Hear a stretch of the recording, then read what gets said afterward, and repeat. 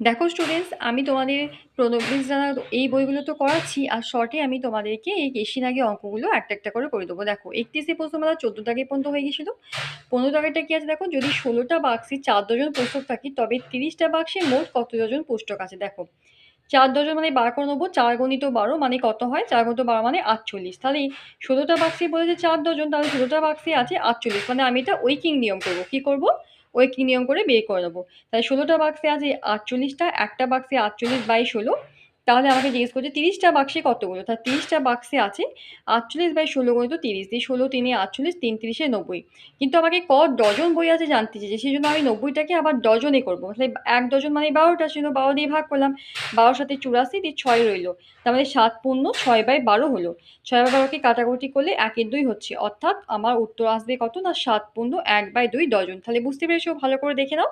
এরকম করে